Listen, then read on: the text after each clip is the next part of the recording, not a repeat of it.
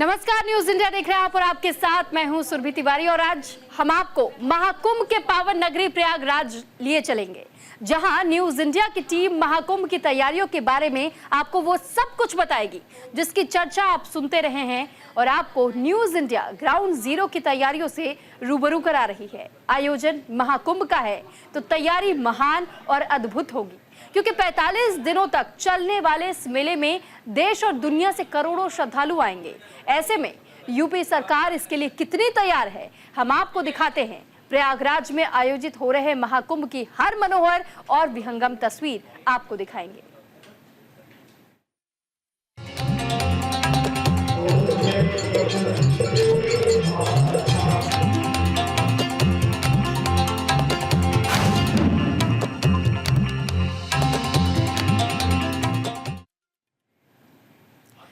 प्रयागराज महाकुंभ में अखाड़ों की पेशवाई हो चुकी है और कुछ अखाड़ों की पेशवाई हो गई है तो वहीं कुछ की बाकी है।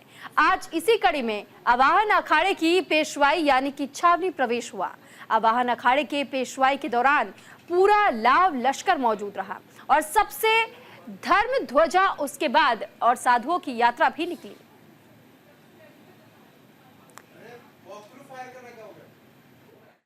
तो आज जैसा कि पंचदशनामा आवाहन अखाड़े की पेशवाई हो रही है, तस्वीरें हम आपको दिखा रहे हैं। दिखाइएगा कृष्ण कि यहाँ से देखिए ड्रोन से निगरानी रखी जा रही है इस पेशवाई की, और यहाँ पर ऊंट भी है और घोड़े भी हैं और साथ ही आप तमाम साधु संतों को देख सकते हैं हाथ में अपने अपने अस्त्र शस्त्र लेकर प्रदर्शन करते हुए नजर आ रहे हैं। तमाम जितने भी नागा सन्यासी हैं वो भी यहाँ पर नजर आ रहे हैं, नागा सन्यासी करतब करते हुए दिखाई दे रहे हैं। और ये पेशवाई शुरू हो चुकी है, हाथ में तलवार लिए हुए, कोई तो हाथ में अपने अस्त्र शस्त्र लिए हुए हैं। तो देखिए सबसे आगे ध्वजा निकली, धर्म ध्वजा जो आवाहन अखाड़े की धर्म ध्वजा है, उसके बाद नागा सन्यासी यहाँ से आपको दिखाते हुए दिखाई दे रहे हैं हाथ में अपने अस्त्र शस्त्र लिए हुए।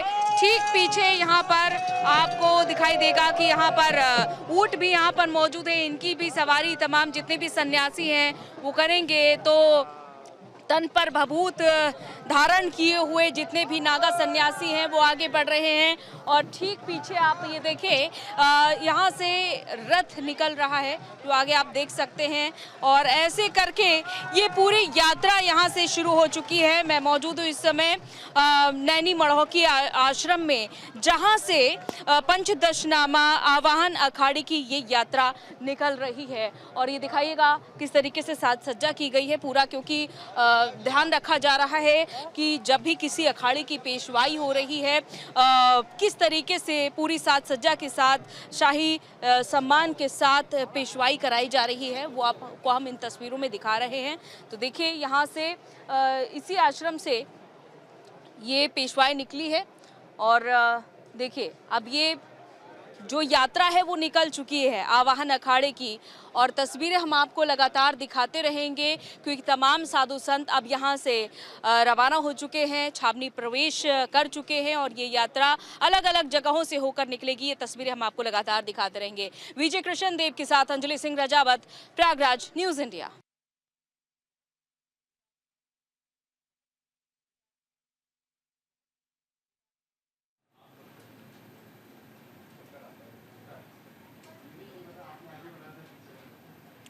तो वहीं देखिए आवाहन अखाड़े की पेशवाई में शामिल होने बिहार सरकार के मंत्री अशोक चौधरी भी पहुंचे और आवाहन अखाड़े के पीठाधीश्वर का आशीर्वाद लिया। अशोक चौधरी ने कहा कि योगी सरकार ने अच्छा इंतजाम किया है। हमारी सहयोगी अंजलि ने अशोक चौधरी से खास बातचीत की, आपको दिखाते हैं। हमारी सरकार बिहार सरकार के कैबिनेट मंत्री डॉक्टर अशोक चौधरी जी मौजूद हैं। सर, आप यूपी पधारे हैं, कैसा लग रहा है? और ऊपर से आज तो पेशवाई हो रही है, साथ में आपके आवाहन पीठाधीश्वर, कैसा लग रहा है? अच्छा है, सौभाग्य है। हम तो पहले कभी इस तरह के कार्यक्रम में शामिल नहीं हुए थे। कुंभ में तो आए थे लेकिन इस तरह के कार्यक्रम, लेकिन गुरु जी का निमंत्रण मिला तो सौभाग्य मानते हैं कि इनको आने का, हमको इसमें शामिल होने का मौका मिल रहा है। बिल्कुल। और क्या कुछ कहना चाहेंगे व्यवस्थाओं को लेकर के? नहीं, व्यवस्था तो सरकार प्रयास कर रही है और हम समझते हैं कि अभी थोड़ा समय भी है आने में, और हम समझते हैं कि जिस तरह से माननीय मुख्यमंत्री जी और पूरी सरकार पूरी तत्परता से महाकुंभ को अच्छी से अच्छी व्यवस्था करने में जुटी हुई है, इसलिए व्यवस्था अच्छी होगी। क्या बिहार सरकार से सीएम नीतीश कुमार भी यहाँ पर पहुंचेंगे, पूरी कैबिनेट भी यहाँ पर पहुंचेगी? नहीं, कैबिनेट के तो बहुत साथी आएंगे ही, और गुरुदेव ने जाकर मुख्यमंत्री जी को खुद भी आमंत्रण करके आए हैं, लेकिन माननीय नेता का यात्रा चल रहा है तो फिर भी हम समझते हैं जरूर आने का प्रयास करेंगे। तो आवाहन अखाड़े के पीठाधीश्वर अरुण गिरी ने अखाड़े की पेशवाई के बारे में बताया, और अरुण गिरी से हमारी सहयोगी अंजलि ने खास बातचीत की, आपको दिखाते हैं। हमारे साथ इस वक्त आवाहन पीठाधीश्वर एनवायरमेंट बाबा अद्भुत अरुण गिरी जी। आज ये निकल रही है पेशवाई, इसको लेकर क्या कहना चाहेंगे आज के इस विशेष दिन? आज हमारे श्री पंच दशनाम आवाहन अखाड़े का छावनी प्रवेश है, और सभी पदाधिकारी, सभी नागा सन्यासी, सभी महामंडलेश्वर, सभी लोग एकत्रित होकर के अपनी देवता को लेकर और हम लोग छावनी प्रवेश करने जा रहे हैं।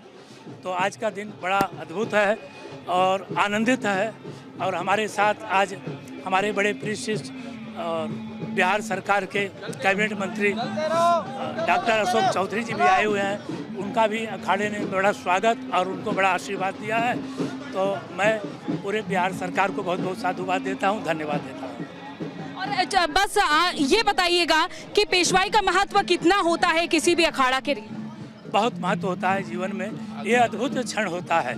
इसकी व्याख्यान करना, जैसे किसी के जीवन, ग्रस्त लोगों के जीवन में जब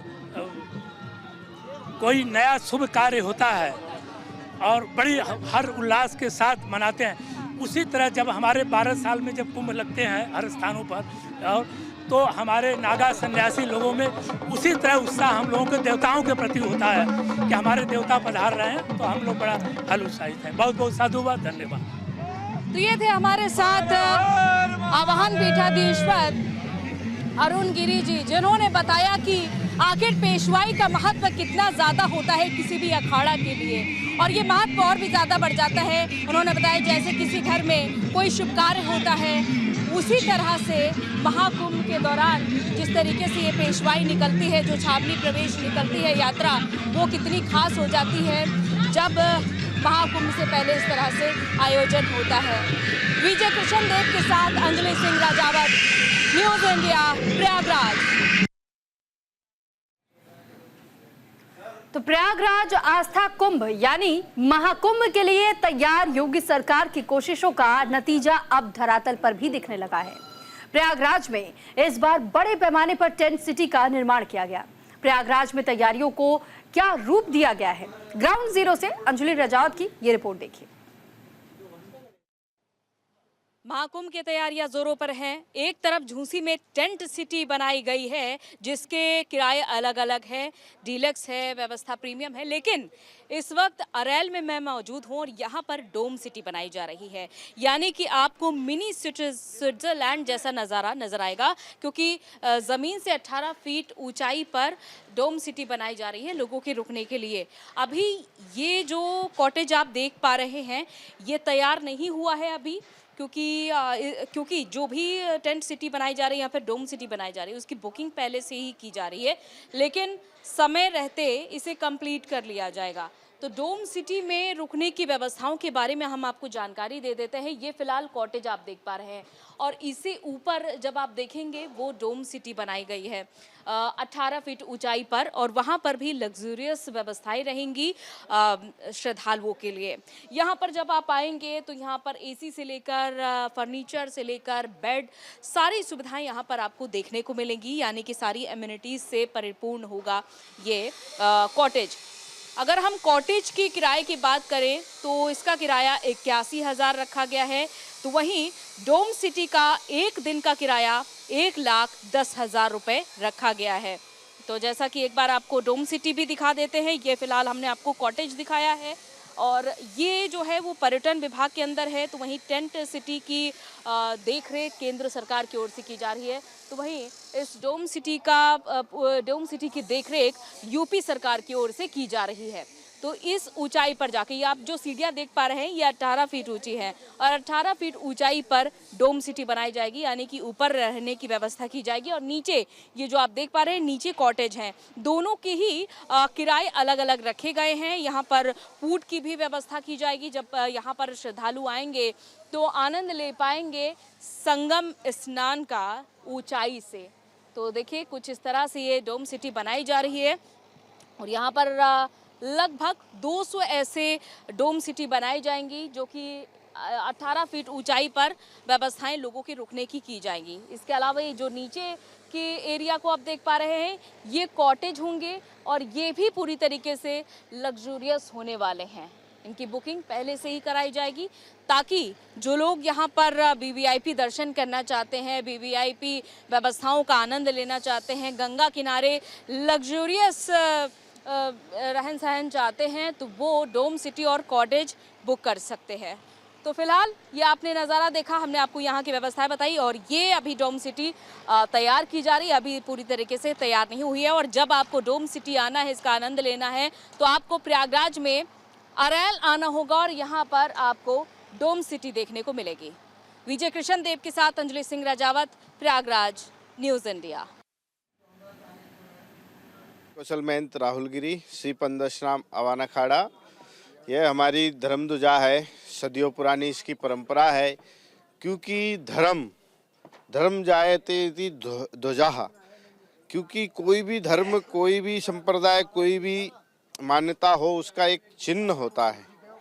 उसी प्रकार अखाड़ों की यह धर्म ध्वजा एक चिन्ह है सनातन का, जो कि 52 जो है गज की होती है, जो 52 हाथ की होती है और इसमें जो है पूरा गेरू का प्रयोग किया जाता है। और जो है इसकी स्थापना की गई, भूमि पूजन के पश्चात जो है धर्म ध्वजा की स्थापना होती है। उसी के बाद अखाड़े कुंभ में आते हैं, क्योंकि जब किसी का धर्म का चिन्ह नहीं होगा तो वो उस जगह क्या करेगा। इसलिए अखाड़े धर्म ध्वजा की स्थापना करते हैं सबसे प्रथम, और उसके पश्चात ही नगर प्रवेश इत्यादि जो कार्यक्रम होते हैं, पेशवाई वगैरह वो होते हैं। शाही स्नान भी से भी पहले ध्वजा की मान्यता है, क्योंकि ध्वजा हमारे धर्म का चिन्ह है, हमारा मान है, हमारा सम्मान है, हमारा अधिकार है। जब तक हमारी ध्वजा का पूजन नहीं होता उससे पहले कोई भी अखाड़ा कुंभ मेला में प्रवेश नहीं करता है। इसलिए धर्म ध्वजा बहुत ही आवश्यक है और श्रद्धा का विषय है। और ये ठीक पीछे आपके मैं देख पा रही हूँ, ये क्या है, इस बारे में बताइएगा। ये हमारे जो है इष्ट देवता श्री पंदशराम अवान अखाड़े के गणेश भगवान हैं और गणेश भगवान जी की ये चरण पादुका है जो कि हमारे सभी अधिकारियों के लिए पूजनीय है और सनातन धर्म के लिए पूजनीय है। जिसमें जो है सबसे प्रथम यहाँ पर गणेश जी की स्थापना की जाएगी, जो कि पेशवाई के पश्चात होगा। और उसके बाद यहाँ स्थापना करेंगे और यहाँ जो नए हमारे महात्मा हैं, जो नई पीढ़ी है, वो नागा सन्यासी, वो इन्हीं की यहाँ इष्ट देवता की अध्यक्षता में जो है सभी सनातन धर्म में के नागा सन्यासी बनेंगे, सनातन धर्म के योद्धा बनेंगे, जिससे जो है उनको नई प्रेरणा मिलेगी। और यह है वही जगह है जहाँ से नए नागा सन्यासी निकलेंगे। क्या? हाँ, तो नागा सन्यासी यहाँ से निकलेंगे। तो और कुछ महत्व बताना चाहेंगे आप महाकुंभ का? महाकुंभ जो है अमृत से जो है उसका संपर्क है और इसका प्रचलन जो है जन समूह में आदि गुरु शंकराचार्य भगवान ने इनको जो है यहाँ पर सामूहिक रूप से प्रचार प्रसार किया। क्योंकि उस समय बुद्धों का बहुत ही अत्याचार हो रहा था भारत भूमि पर, हमारे वेदों को नष्ट किया जा रहा था और हमारी परंपराओं को नष्ट किया जा रहा था। उस समय आदि गुरु शंकराचार्य भगवान ने, अखाड़े तो पहले ही से थे, लेकिन अखाड़े जो है केवल शास्त्रों का प्रचार करते थे और धर्म की जो है रक्षा करते थे। लेकिन जो जोश भरा वो आदि गुरु शंकराचार्य जी ने सभी अखाड़ों में भरा और सभी का गठन किया और बुद्धों को परास्त किया और पुनः वेदों की स्थापना की। इसलिए अखाड़ों का निर्माण हुआ है।